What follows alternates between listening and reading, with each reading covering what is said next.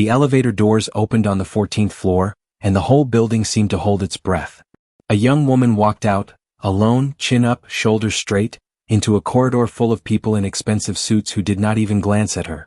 She was not one of them, and somehow the air already knew it. Her shoes were clean but worn. Her bag was neat but old. But her eyes carried something that no designer store in Victoria Island could ever sell. They carried fire. Her name was Sandra Obi, and she had no idea that in less than 20 minutes, she would either destroy her future or accidentally build it. Before we begin, make sure you subscribe to Tales from Africa so you never miss a powerful story of love, betrayal and triumph. Now let's dive into it. The interview lasted 11 minutes. 11 minutes, and then the HR manager, a bored-looking man named Mr. Adams, slid her CV back across the table like it was a receipt he didn't need. "Miss Obi," he said flatly, "you don't have the required experience for this role." Sandra stared at the CV. Then she looked up slowly. "With respect, sir," she said, "I have a first-class degree, 3 academic awards, and I finished top of my department at the University of Lagos. What exactly is it that experience would add that those things do not already show?" Mr. Adams blinked. "That's not the point." "Then what is the point?" Sandra asked. Her voice was calm, but every word landed like a stone dropped in still water. "You want 5 years of experience. I am 22. Should I have started working at 17? The system asks for experience, but it never explains who is supposed to give the first chance." The 2 other interviewers shifted in their seats. "Miss Obi." Mr. Adams's voice went cold. "The interview is over." "I know," Sandra said, standing. "But the question still stands." She picked up her bag. She turned to leave, and that was when she saw him. He was standing just inside the doorway, tall, calm, dressed in a clean dark suit with no tie. He looked to be in his mid-30s. He had the kind of stillness that powerful people carry, the kind that makes a room feel smaller just by walking into it. He was not smiling exactly, but there was something in his expression, a look of quiet, careful attention, as if he had just seen something unexpected and was deciding what to do about it. Sandra did not know who he was. She gave him a brief, polite nod and walked past him into the corridor. Her heart was hammering. Her hands were steady. She pressed the elevator button and told herself she was fine. She told herself there were other companies, other interviews, other chances. The elevator doors opened. She stepped inside. And just before they closed, she heard a voice behind her. "Wait." She turned around. The man in the dark suit was walking toward her with quiet, deliberate steps. And something in his eyes told Sandra Obi that her day was far from over. His name was Jeffrey Cole. Not that Sandra knew that yet. She only knew that he was walking toward her with a kind of calm that made her feel, oddly, like she should stay very still. The elevator doors had tried to close twice already. She was holding them open with one hand without even realizing it. He stopped a few feet away from her. "You left your receipts," he said. Sandra frowned. "I'm sorry?" "Your interview receipts." He held out a small paper, the visitor's slip they had given her at the front desk downstairs. It must have fallen from her bag in the conference room. "You dropped it in there." She took it. "Thank you." He nodded once. Then, instead of turning back, he said, "You meant every word you said in there, didn't you?" Sandra studied him for a moment. He did not look like HR. He did not look like any of the interviewers. But something about the way he stood, easy, unbothered, like a man who owned the ground he was standing on, told her he was not just a regular staff either. "Yes," she said simply. "I did. Even knowing it cost you the job?" "It was already over before I opened my mouth," she said. "At least this way, I left with my dignity." He looked at her for a long moment. Not in a rude way. More like the way a person looks at a puzzle they have been trying to solve for a while and have just found the missing piece. Then he said, "Come back inside." Sandra followed him into a smaller office down the hall, clean, quiet, with a wide window that looked out over the Lagos skyline. He sat down across from her and folded his hands on the table. "Tell me something," he said. "If I gave you a job right now, any position in this company, what would you do in your first week?" Sandra did not hesitate. "I would watch." He raised an eyebrow. "Most new people come in trying to prove themselves immediately," she said. "They make noise before they understand the room. I would spend the first week watching how things work, who communicates with who, where the gaps are. Then I would fill them." Jeffrey leaned back slightly. "And if I told you the position was personal assistant to the CEO?" Sandra blinked. Just once. Then her expression settled again. I would ask if the CEO is difficult to work with. For the first time, the corner of his mouth moved, not quite a smile but close. He has been described that way, yes. Good, Sandra said. Easy bosses don't teach you anything. There was a short silence. Outside, the Lagos traffic hummed faintly 14 floors below. Jeffrey looked at her CV again, then closed the folder. You start Monday, he said. Sandra opened her mouth, closed it, opened it again. Just like that. Just like that. She stood slowly, smoothed her blouse and picked up her bag. She was almost at the door when she stopped and turned around. You never told me your name, she said. He looked up from the desk. Jeffrey Cole, he said. Esbe. The floor felt like it shifted slightly under Sandra's feet. She had just talked back to the owner of the entire company, and somehow, impossibly, walked out with a job. But as she rode the elevator down, one thought quietly settled in her chest like a stone. She had no idea what she had just walked into. Monday came fast. Sandra stood outside the glass doors of Tayo and Associates at 7:45 in the morning, 15 minutes before she was told to arrive. The Lagos sun was already awake and burning, throwing gold light across the tall buildings on Adeola Odiku Street. She had ironed her clothes the night before. She had rehearsed her walk in her bedroom mirror. She had even made her mother laugh by practicing her professional face over breakfast.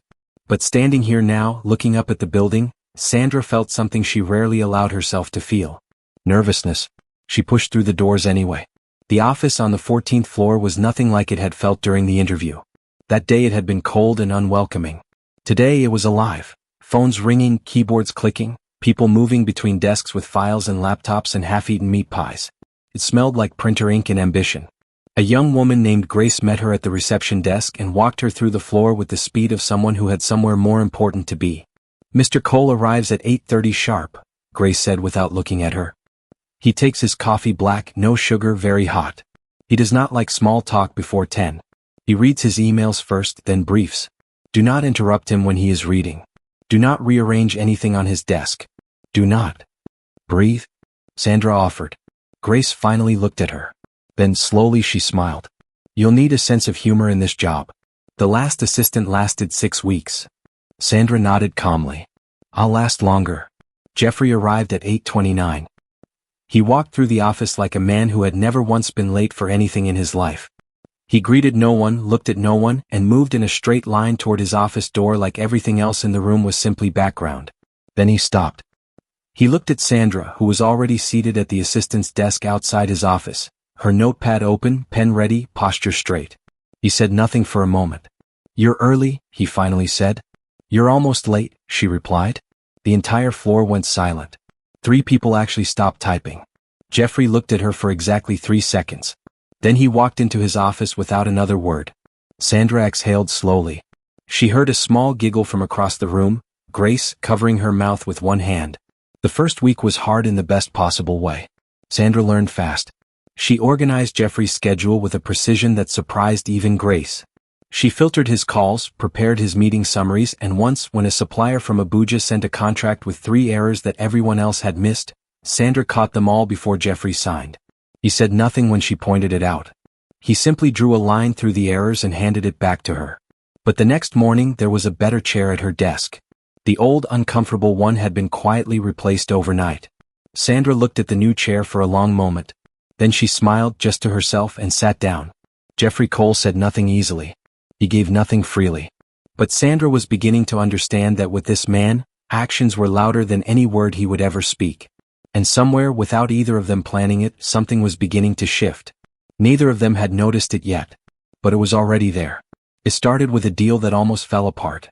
The client was a powerful real estate firm from Abuja, Crest Properties, and they had been negotiating with Tayo and Associates for 6 weeks. The contract was worth 400 million naira. It was the biggest deal on the company's table that quarter, and everybody knew it. The meeting was scheduled for a Thursday afternoon. Jeffrey had prepared for it personally. His team had spent 2 weeks building the presentation. Sandra had spent 3 days organizing every document, every figure, every backup file with the kind of careful attention that had become her quiet signature in the office. Then 1 hour before the meeting, the lead client, a stiff, serious man named Mr. Douglas, called to say he was pulling out. The news hit the 14th floor like a power cut.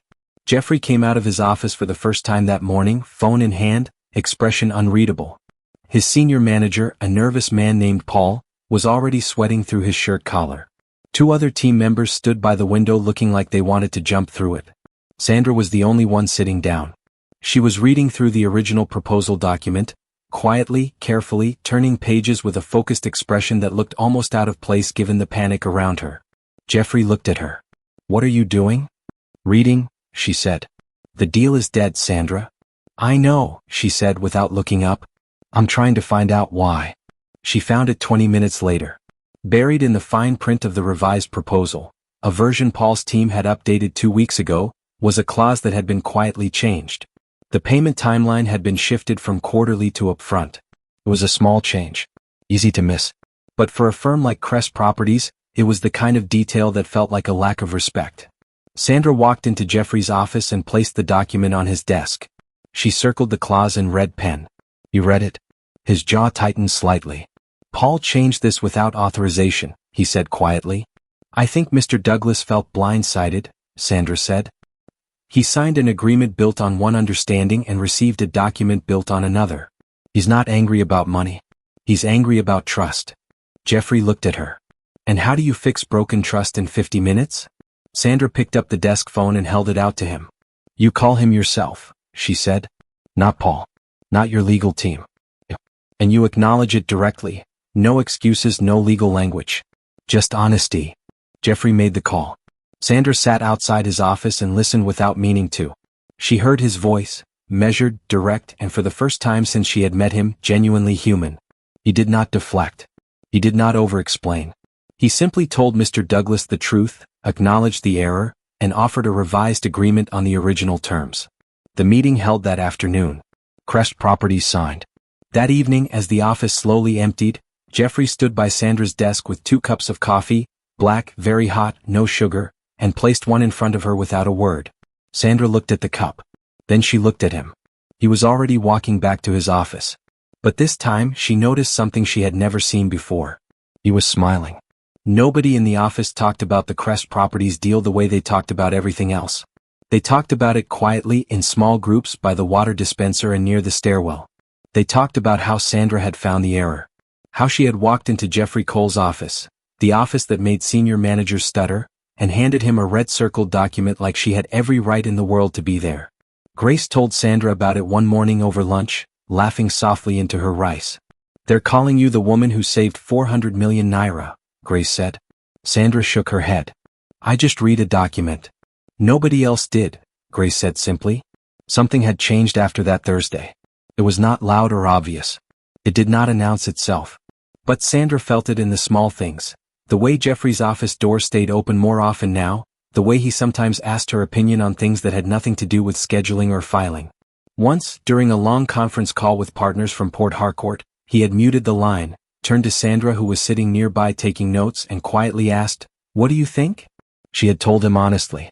He had used exactly what she said. The shift between them grew slowly the way daylight grows, so gradual you never catch the exact moment darkness becomes morning.